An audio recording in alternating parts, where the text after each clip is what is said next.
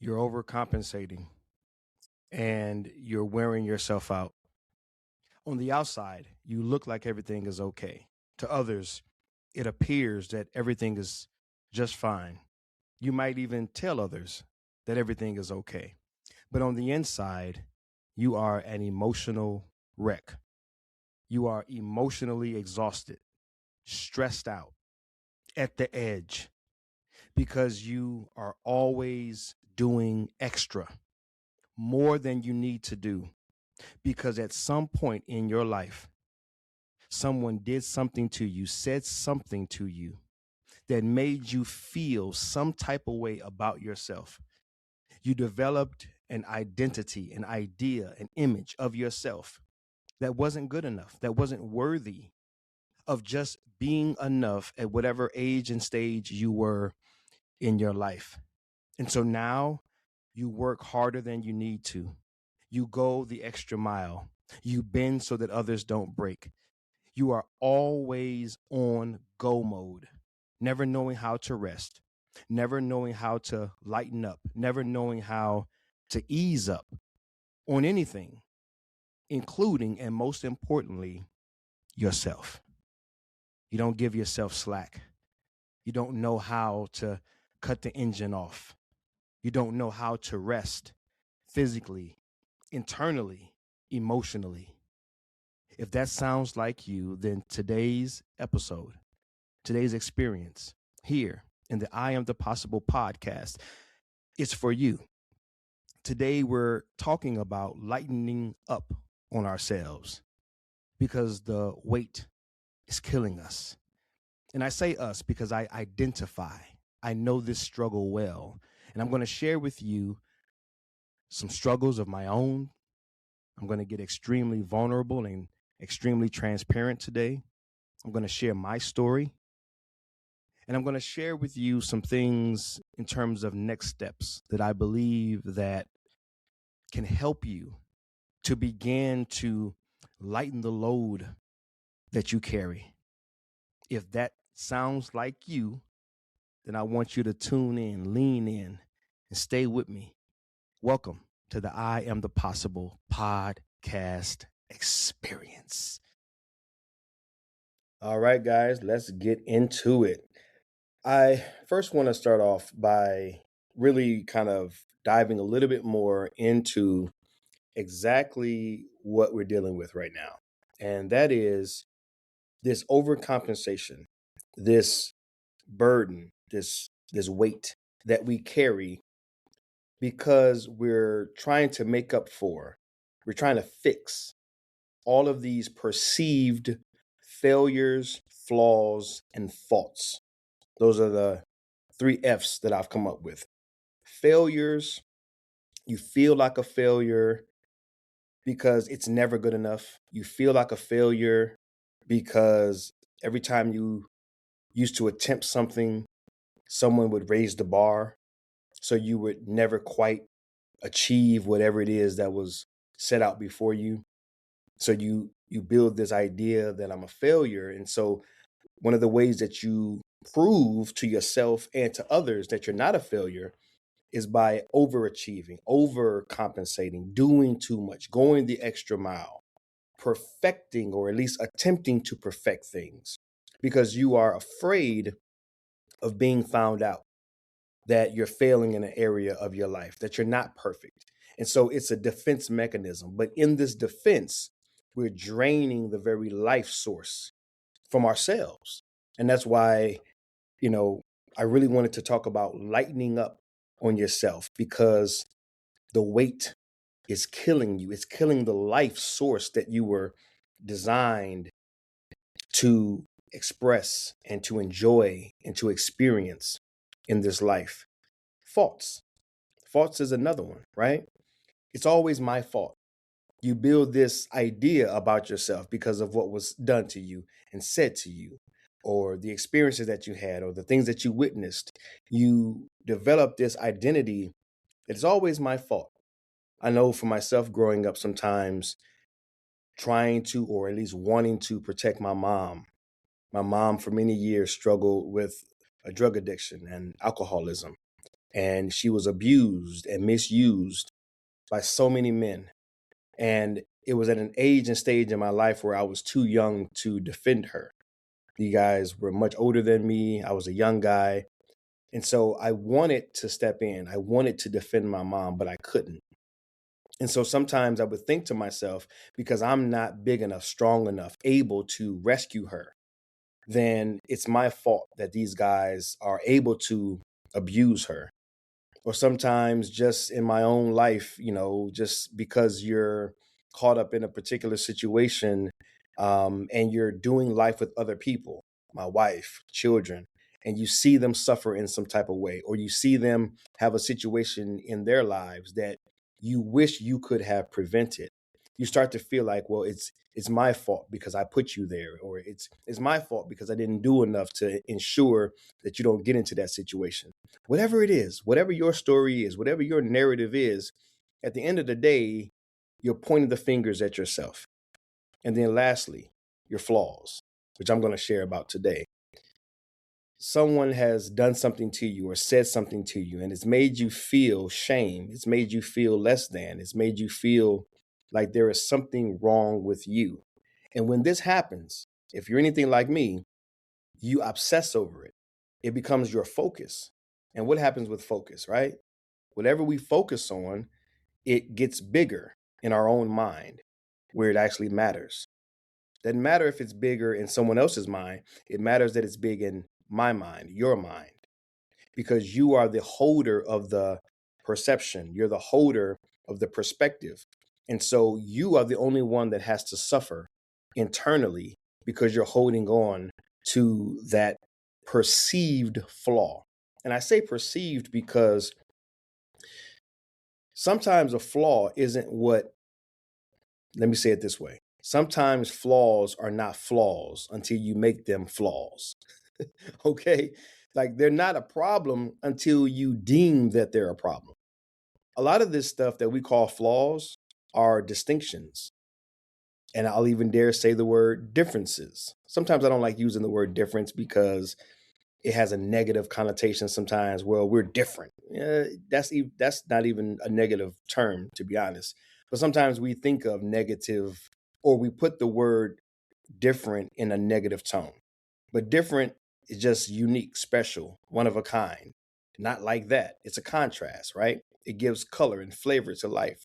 So I really wish our society didn't use the word different in a negative way.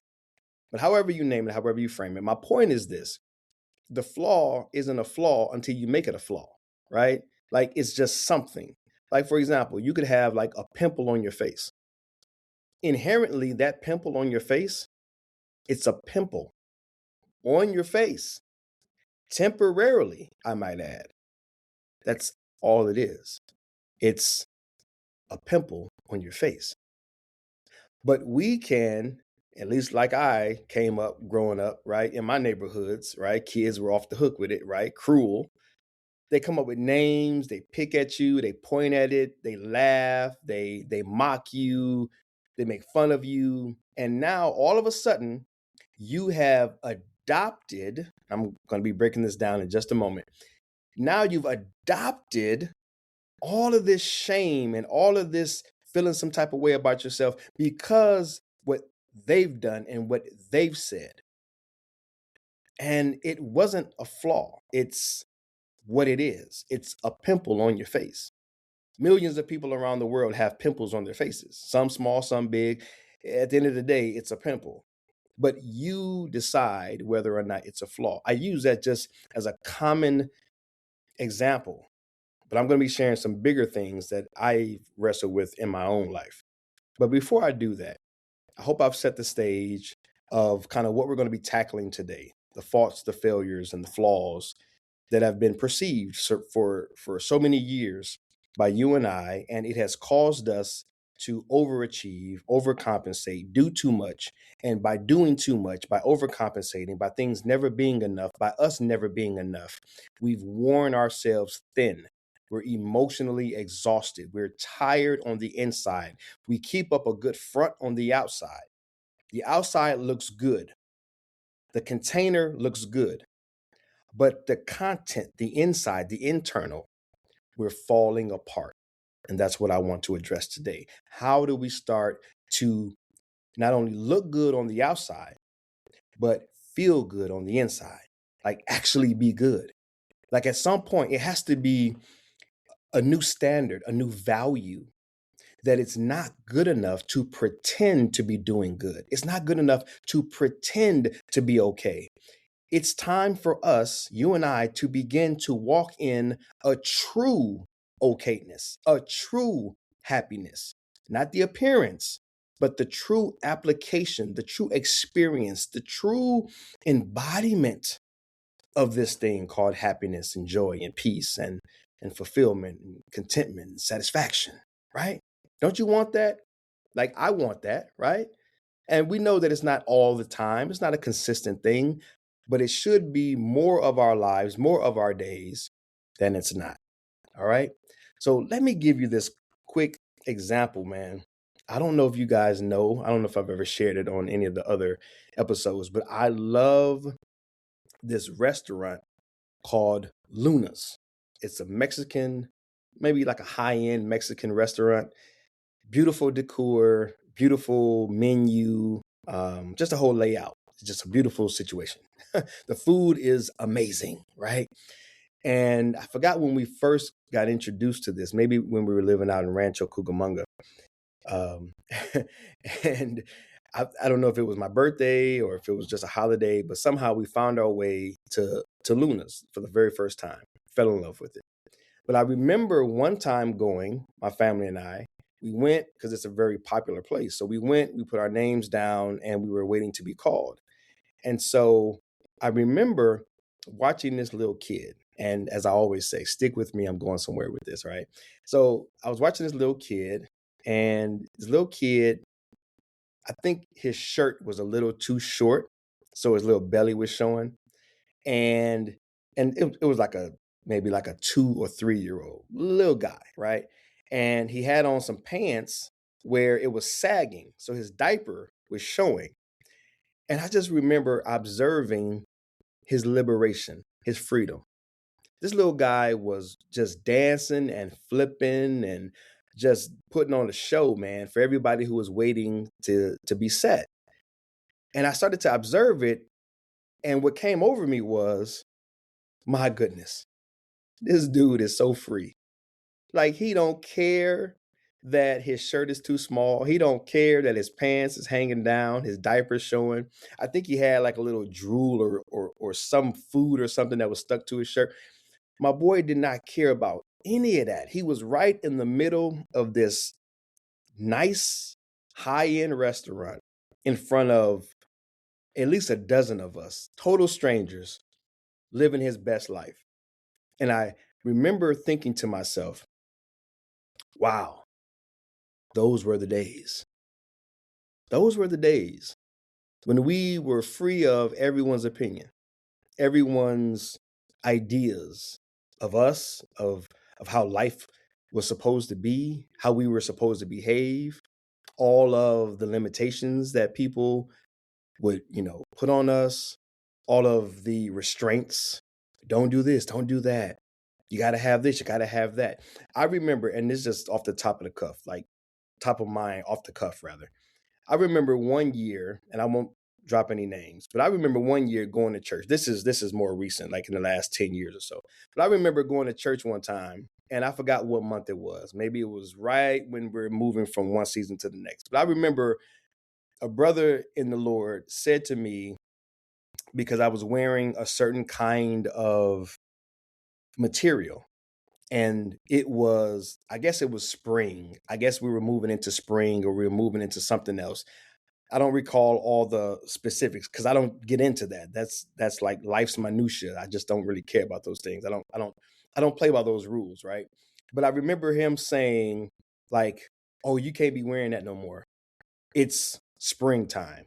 And now we have to switch over to linen, or we have to switch over to polyester. I don't know what it was, but my point is, that's like an example that just came to mind of that little guy was so free of stuff like that. Like, oh, it's April, so you have to put away all of your cotton and you have to wear linen, only linen. Like, what? What? What are you saying to me, man? Like, really? And then you have co-signers. I think my wife co-signed them, and some other folks co-signed, right? It was just the craziest thing. But it's like, yo, let me do me. But that's not what society does. Society doesn't let you do you. At least it doesn't try to. Today, we're going to be talking about empowering ourselves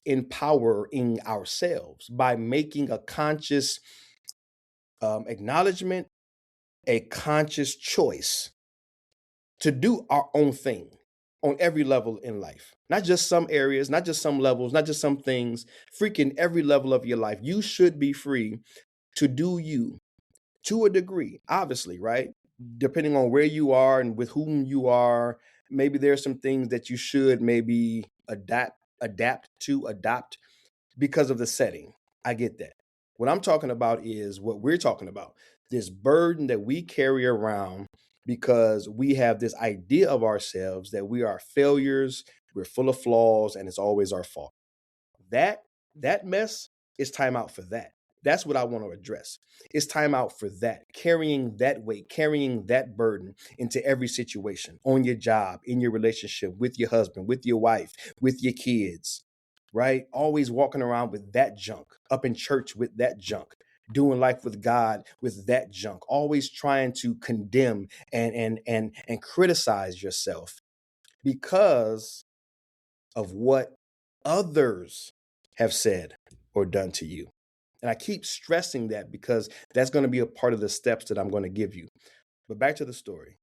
Watching this little guy was moving around, dancing and whatnot with his little stuff on. And again, man, it was just the darndest thing was he was so free. He was so free. And I was just like, wow, the world hadn't gotten to him yet. The world hadn't gotten to him. They didn't put the limitations, the limitations, the labels, the stigmas, the dogma, the propaganda. It hadn't gotten to little man yet. And so he was still free. And that's what I envision for us as adults. And maybe this doesn't align with the scripture, but I remember when Jesus said, unless you become like one of these little guys, you don't get to see the kingdom. You don't get to see how God really does things. And maybe, just maybe, seeing the kingdom of God, the best of the best, the great of the great, the most awesome life possible, kingdom life, life as the king, life in the presence, life in the posture, life in the possession of God's truth concerning us.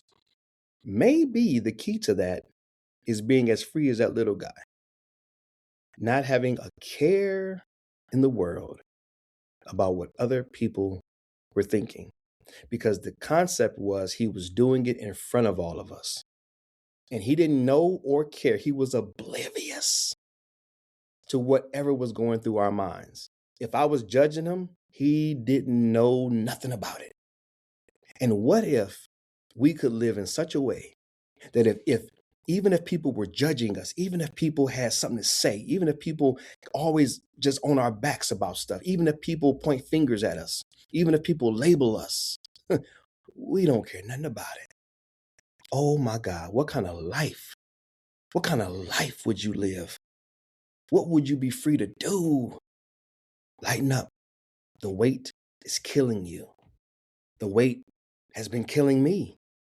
And I'm learning day by day to let it go. Let it go. Lighten up. Lighten up. Lighten up. Before I get into sharing a few of my struggles and then these steps, let me just pause for the cause. And here it is. You are the only one that's going to ever do this for you. Others won't do it. You are extremely fortunate if you have one person in your life that will entertain your presence and figure out a way to not impose any of their beliefs and values upon you. You would be extremely fortunate. What I want to encourage you to understand, if you don't hear nothing else, this is a gift to yourself from yourself. Letting all those failures, flaws, faults go. It is a gift to yourself. Perhaps one of, if not the greatest gift that you can give yourself. Now, I said I was going to share some of my struggles. Coming up, I think around maybe 5, 6, I want to say certainly around age 7 was when I really knew and I could understand it. Might have been a little sooner than that, but at least by age 7, I had began to stutter. And I had began to stutter as I go through therapy. The root cause is still kind of up for debate, but I think part of it was seeing my mother abused physically, seeing the drug use and the alcoholism in my family, being bullied, being picked on, being isolated, being abused emotionally, sexually. I think that led to a lot of trauma internally that manifested or was acted out through the stuttering. Because when I think about stuttering, I think about the inability to speak, the inability to express oneself, to articulate, the inability to have a voice, to have say. And as I work with my therapist and as I go back through my history, one of the things that I've battled as an adult is feeling like I can say no, feeling like I have autonomy, feeling like I can make choices regardless of how it might make someone else feel. That's where the people pleasing comes in.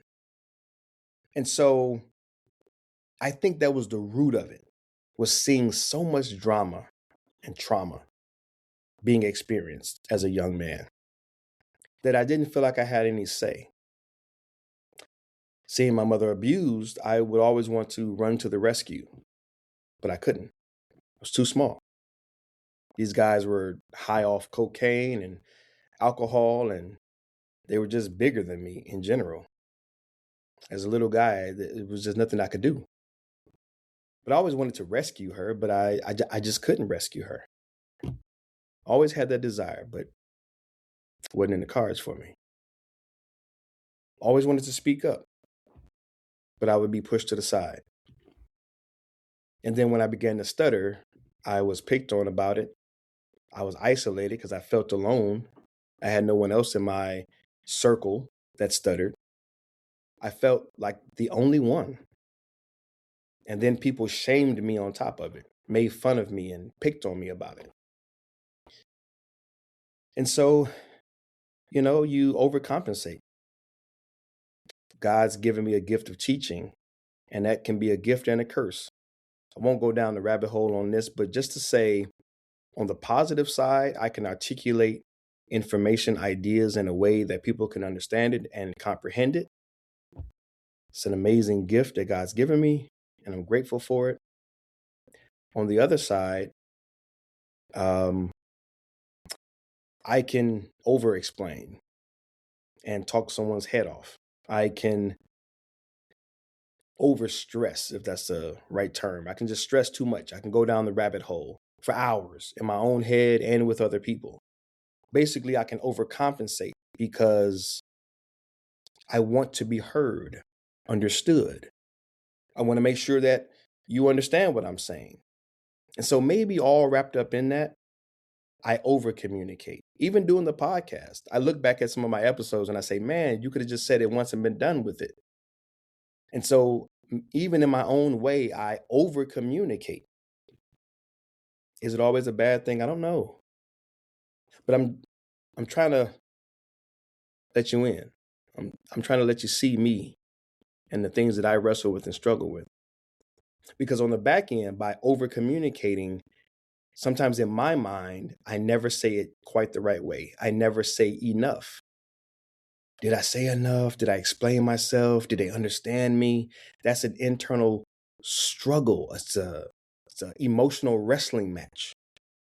That's why I say we struggle in the same ways. We suffer in the same ways. Is any of this hitting home for you? Maybe it's not stuttering, but it's something else. And I'll be sharing more and more of my struggles. But I want to just share that one for today. I'm going to continue to share them throughout all of the episodes going forward. But that was one that I just wanted to share to make a point that as that little guy was dancing around in front of us, not a care in the world, when I started to stutter, I didn't know that stuttering was necessarily bad until someone pointed it out, until someone made fun of me, until, and I won't drop any names, but caretakers would lightweight mock me or have a problem with it. And as I look back at it, I say to myself, wow, like, how the hell did you have a problem with me stuttering? I'm the one that's stuttering. I'm the one that doesn't, speak like everyone else. I'm the one that can't get a word out without getting tongue tied. I'm the one that's taken 2 hours to say a sentence. I'm the one that's petrified every time I'm in school and they have you stand up to read from the book or something like that, or to stand up in front of class and recite something or whatever. It's like I'm the one that's being tormented because of this. And I had even my own caretakers just pile on, man. So that's sort of where I've been with it, man.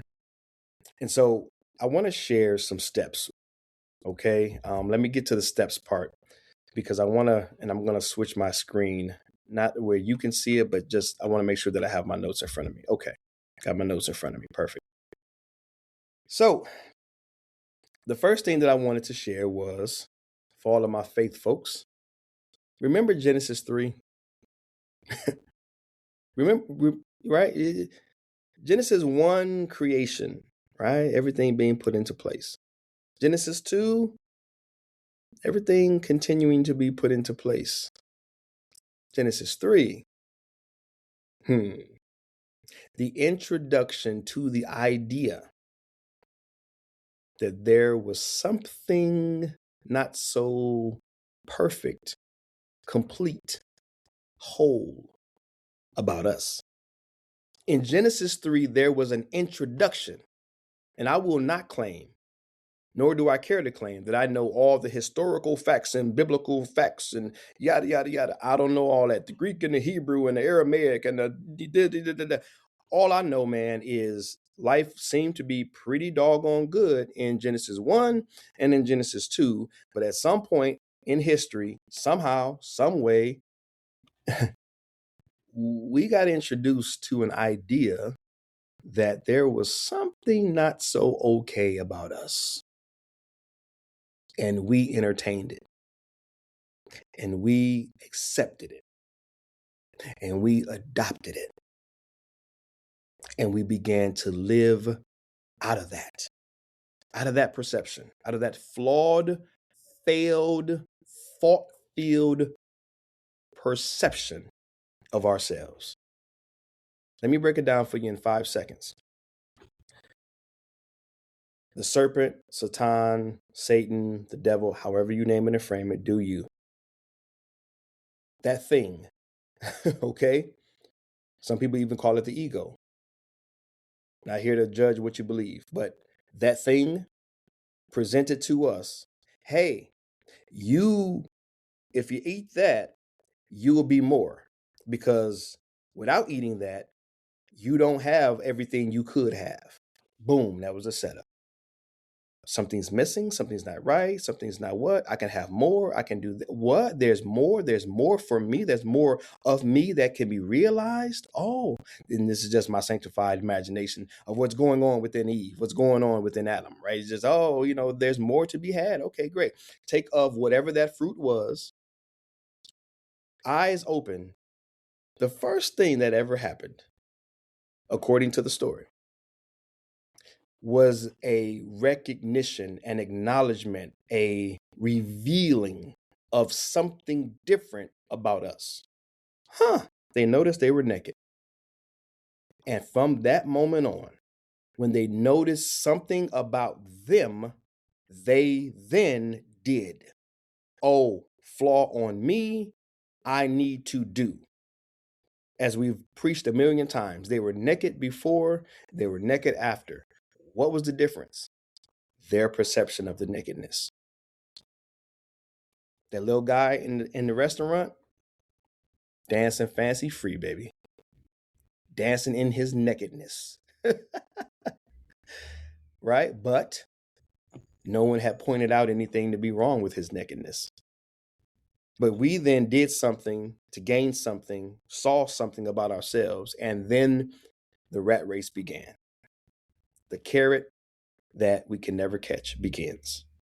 The overcompensation, the doing, the chasing, the achievements, the ambition, the goals, the dreams, the visions, the more, but it's never enough. It's never enough. I'm never enough. It's never enough. Nothing's ever enough.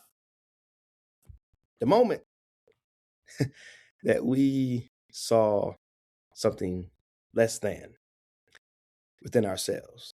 This is why I teach so much about the self-concept and the communication, the conversations that we have with ourselves, right?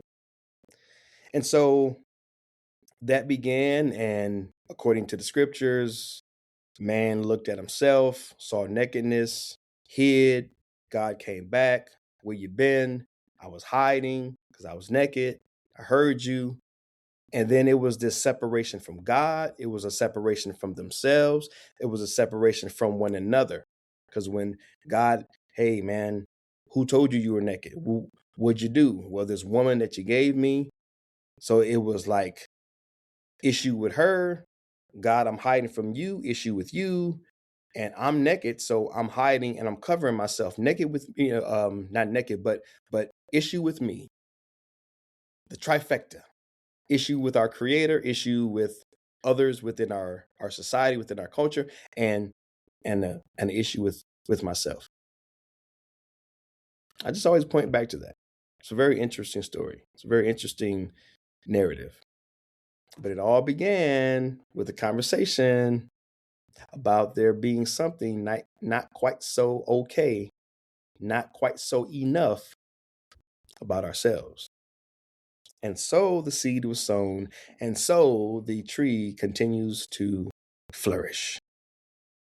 So how do we chop it at the root? I'll give you some steps.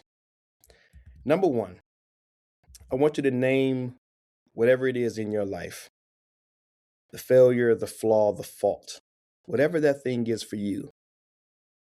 Maybe you need to take some time, go for a walk, take some time, cut all the electronics off, sit down with a pen and pad, and name it.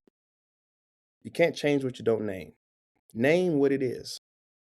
Whether it's, I'm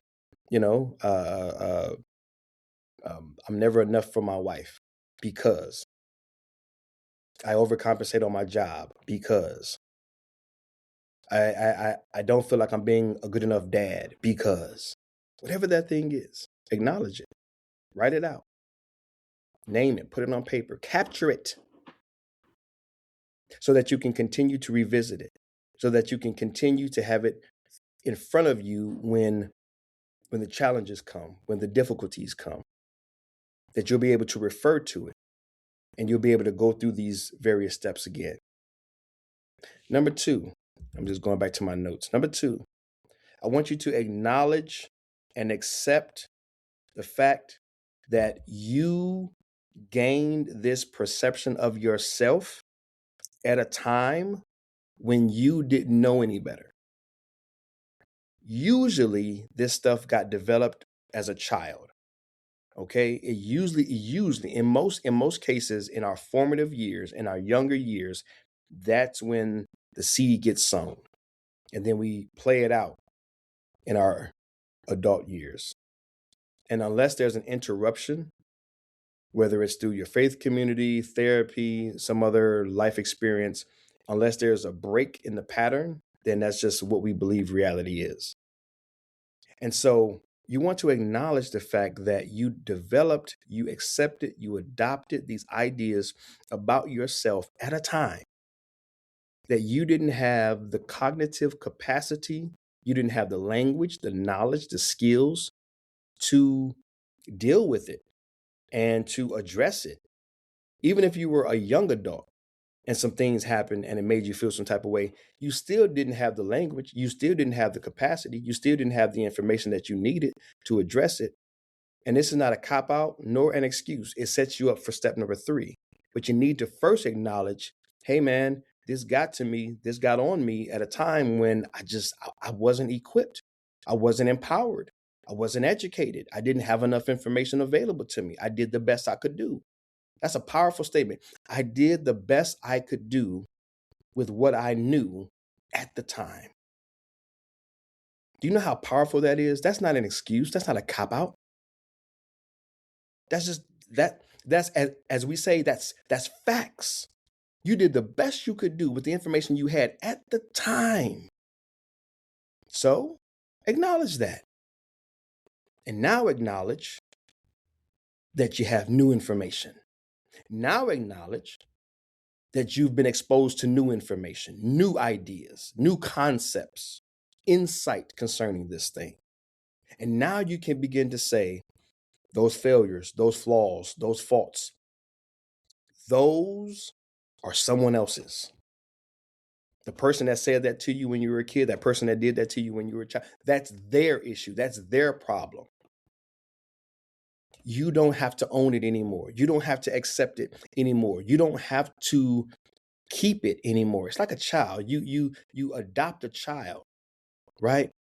Parents, if you're a parent that's listening and you've ever gone through that process, when you adopt a child, you're willingly taking in another living being, another human, and you're accepting responsibility for that human until they're an adult, right? Like you're taking responsibility is really what I want to focus on. You're taking in responsibility for something, get this, something someone else created.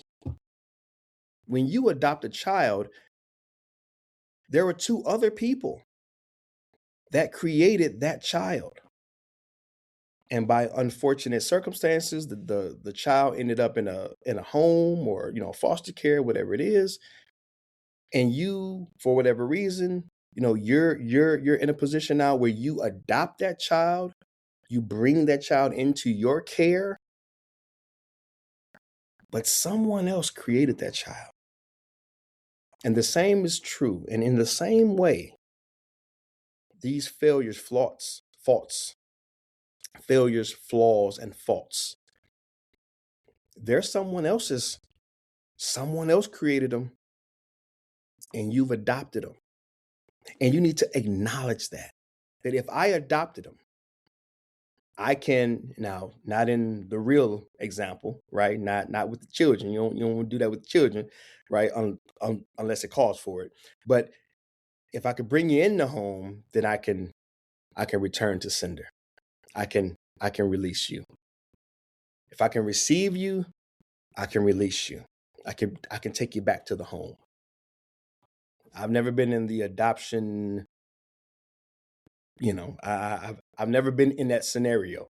So I don't know legally how it all works, but I'm pretty sure that if you adopt a child and you no longer can care for that child, it would make sense that you could return that child back to the foster home. Because ultimately the city and the state has funding and it has laws and everything to protect the child. If you don't want to continue to be responsible, there are some things that are set up to where you can return the child. In the same way, I want you to acknowledge that you can return to sender, that you can return what you've previously accepted and adopted. Return to sender, man. Articulate with clarity, consciousness, your choice to return to sender. Will you need to do therapy? Possibly. Will you need to take some of my courses or something? Possibly. Will you need to get a coach like me in your life to help you walk through some of these things and to further unpack some of these things? Probably. But what I'm giving you today is a simple 3-step process that you can begin with. There's only so much I can share and do within this podcast platform. Some of this is some deep inner work, but I hope and believe that by me sharing this information, that it sparks the necessary whatever within you to move forward in whatever ways you need to, whether it's getting a therapist, whether it's getting a coach, whether it's, whatever, seeking your, advice from your pastor, best friend, whatever it is. It should move you toward action. If nothing else, just literally taking the 3 steps that I'm outlining. Step number 1, naming all of your sources of these failures and failures, flaws, and faults. Okay, that's not a stuttering. That's just 3 F's that you just keep saying over and over and over. But right, so having those, writing them out, the sources of those. Why do I always feel like a failure? Why am I overcompensating? Why do I, obsess over my flaws, right? My perceived flaws. And are they actually flaws? Like, write them all out, write it all out, write it all out, process this. There's no perfect way to do it.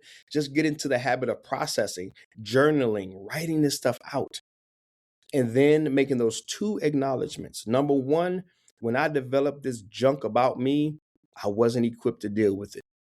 And then number 2, you're choosing to give yourself grace. Hey, you're having that conversation with yourself because you're choosing to craft a new concept of yourself.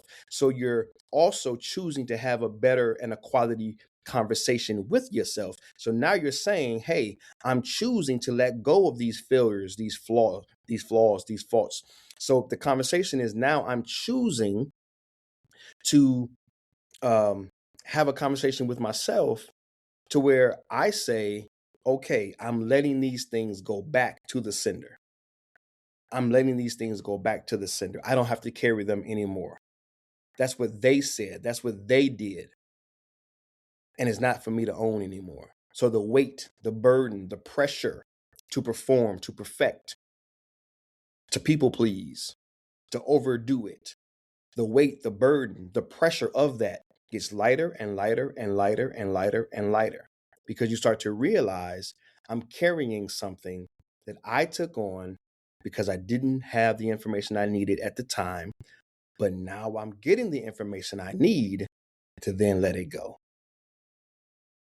Yeah, I think I've said that in enough ways and enough times. So I'm gonna let it go. So see, over communicating.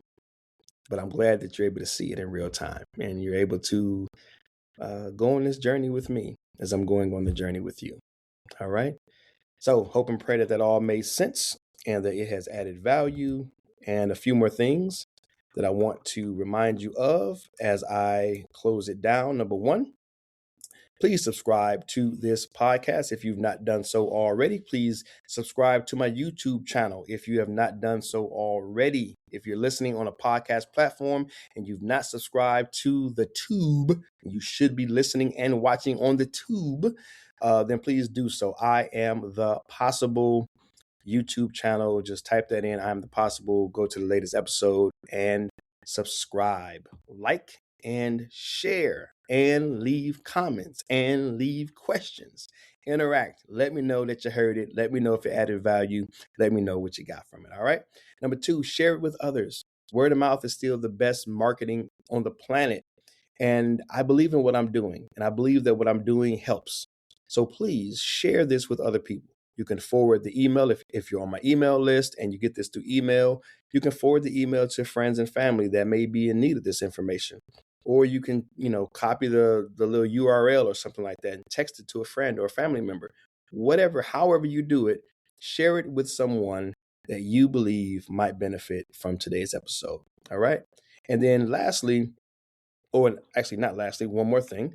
Next, I want you to submit questions. If you have any questions, if you're on a podcast platform, it's the very top button in the description. You can click that button and you can submit questions, and I will create full podcast episodes based on your question. I've got 2 in the queue right now that I'm working on, and I'm going to be answering those questions. And so I want to fill up the queue. I'm going to keep the queue full. So submit your questions, anything that I shared today, or any other topic that you want me to cover, or that you're wondering about, you're wondering my perspective on it, or how I would approach it. Drop your questions. They are anonymous. I don't get your full name. I don't get your your house address, your social security number, anything like that. It's anonymous. So I don't know who you are. It gives me what your question is, and I think maybe it gives me like your city or state. That's all the information that I get. Okay. So even I don't know who you are. So you don't need to feel shamed or embarrassed for leaving questions. So please do that. Any podcast platform, that link is in the show notes. All right. And then lastly, you can support this mission, this ministry, this movement, the things that I'm doing. This, obviously this thing takes money to put this on. All of the software, all of the back end stuff, all of the technology that I utilize, the various subscriptions that I have to create this platform. And so if you want to support me, all right, that's something that I've had a hard time asking for. But if you are interested in supporting this podcast, there's also a link in the show notes for you to support. It can be as little as $1 a month, $5 a month, $10 a month.